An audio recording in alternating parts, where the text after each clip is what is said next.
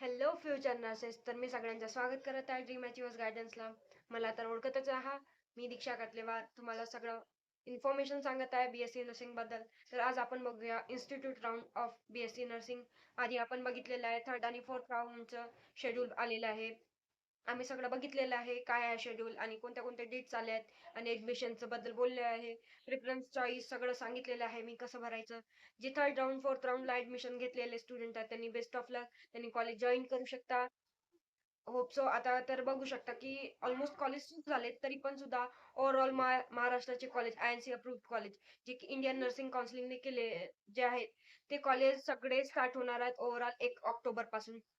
तर बघा 1 ऑक्टोबर पासून स्टार्ट होतील सगळे कॉलेज. आणि जे आताचे 30 तारीख आहे ह्या मंथची म्हणजे सप्टेंबरची ते पर्यंत सगळे इन्स्टिट्यूट वगैरे सगळे राऊंड संपणार आहेत.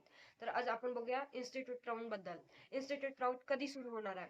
तर जे फर्स्ट सेकंड थर्ड आणि फोर्थ राऊंडला स्टुडंटनी ऍडमिशन घेतलेलं आहे ते स्टुडंट काय. आता ते स्टुडंट जे ऍडमिशन घेतलेलं आहे आणि त्यांचं मन असेल की त्यांनी ऍडमिशन नाही करायचं किंवा त्यांना बीएससी नर्सिंग करायची नाहीये किंवा त्यांना त्यांचे वेगळे प्लॅन आहेत, तर ते कुठं बीएससी नर्सिंगचं ऍडमिशन कॅन्सल करून दुसऱ्या जागी जायचे त्यांना किंवा रिपीट करायच्या इयर किंवा समथिंग काही प्रॉब्लेम आले ते जाऊ नाही शकत, तर ते त्यांना ऍडमिशन कॅन्सल करू शकतात ते 23 तारखेपर्यंत. म्हणजेच आपली 23 सप्टेंबरला तुमचं ऍडमिशन कॅन्सल होऊ शकते 23 सप्टेंबर पर्यंत. आणि 23 सप्टेंबरच्या नंतर जर ऍडमिशन कॅन्सल करायला गेले तुम्ही तर ऍडमिशन कॅन्सल होणार, पण तुम्हाला अॅन्युअल फीस त्या कॉलेजची भरावी लागणार आहे.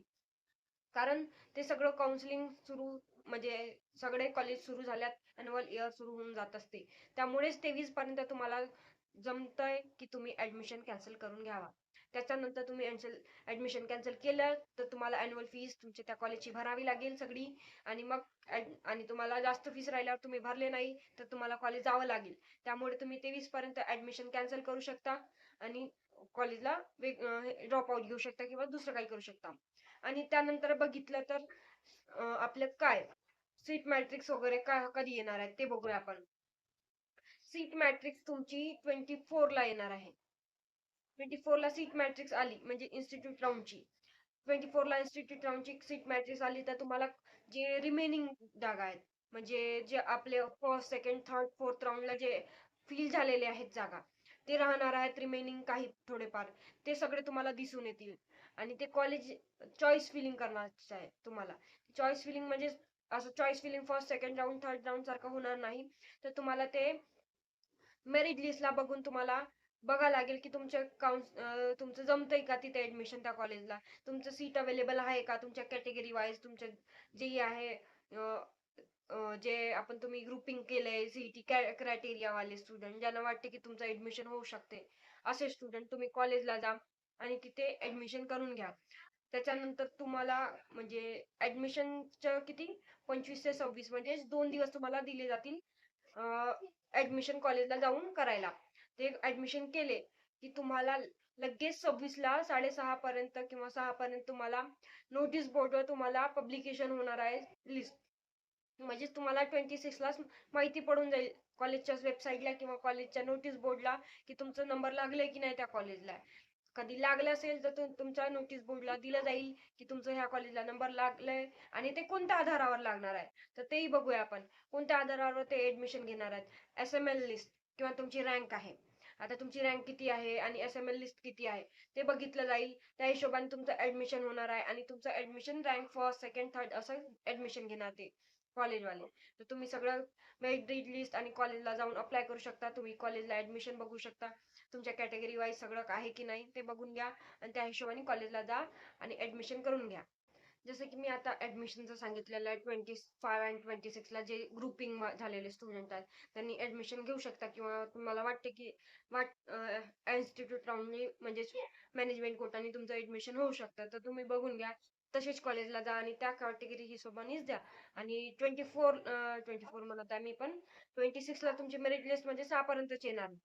मेरिट लिस्ट म्हणजेच काय ते आता तुम्हाला वाटत असेल मेरिट लिस्ट डिक्लेरेशन वेगळं काय. ते तर तसं काही नाही. तुम्हाला कॉलेजला तुम्हाला नोटीस बोर्डला 6 पर्यंत 26ला दिसून जातील की कधी तुमचं हे होईल की तुमचा नंबर लागले की नाही काय झालं की नाही ते तुमच्या माहिती पडून जाईल. मग आता तुमचं जॉईनिंग म्हणजे तुम्ही ऍडमिशन कधी करणार त्याला कॉलेजला तर त्या बघा. तुम्ही 27 तारखेला जॉईन करू शकता. 27 तारखेपासून तुमचं फिजिकल जॉईनिंग सुरू होणार आहे. फिजिकल जॉईनिंग सुरू झाले की तुम्हाला काय करायचे, तुमचे डॉक्युमेंट सगळे तुमचे कॉलेजला जे तुम्ही ऑलरेडी कॉन्टॅक्ट केला असेल, तुम्ही ऍडमिशनला तर गेलीच म्हणा, तर जे आहेत काय म्हणतात आपले डॉक्युमेंट्स, डीडी चेक सगळं काही ते घेऊन जाऊ शकता. 27ला फिजिकल जॉईनिंग आहे तुमची, 27ची.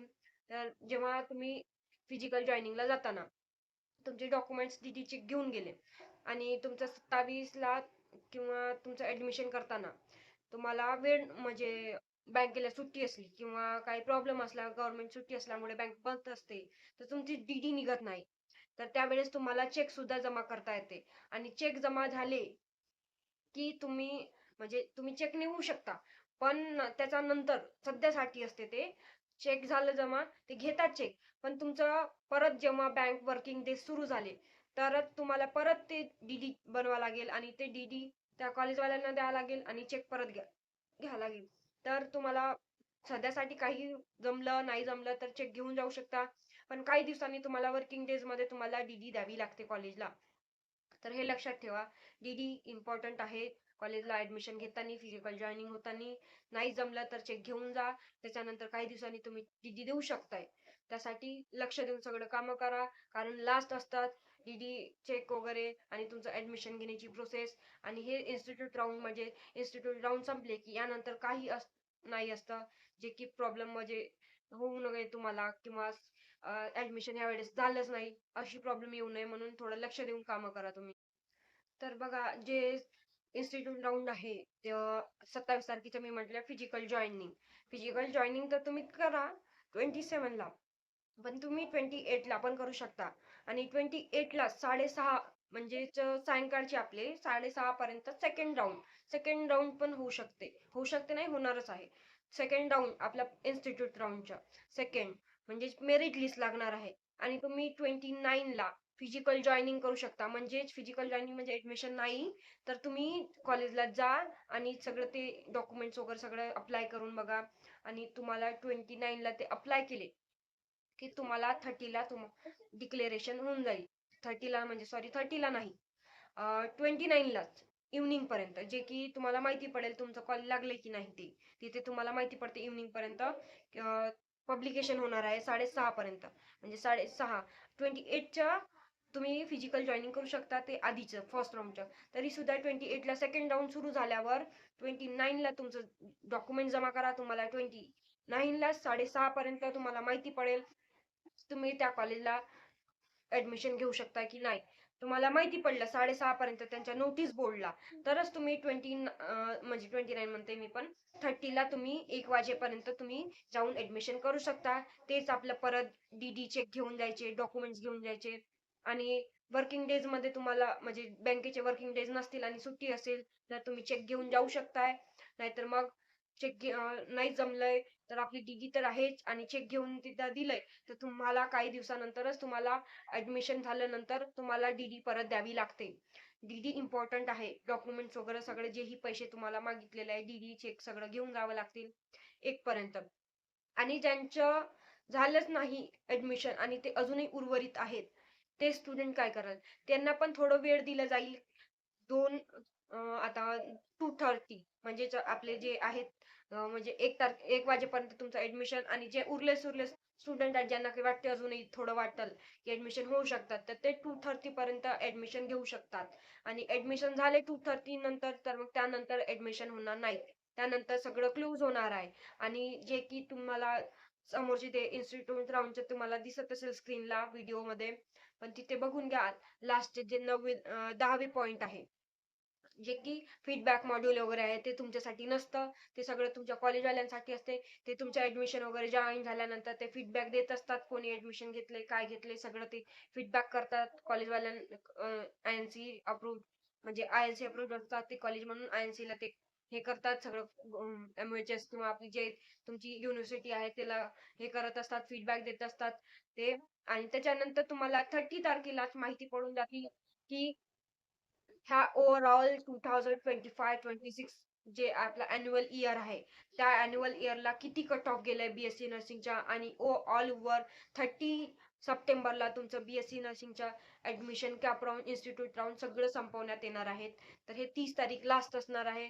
त्या दिवशी तुम्हाला माहिती पडून जाईल सगळं कॅप राऊंडचं काय होतं आणि सगळं कट ऑफ किती होतं. आणि लास्ट म्हणजे राहीलच तर सगळ्यांच्या कॉलेज, काही कॉलेज स्टार्ट झाल्यात, जे फर्स्ट राऊंड वाले आहेत, सेकंड राऊंड वाले आहेत, त्यांचे ऑलमोस्ट कॉलेज सुरू झालेत.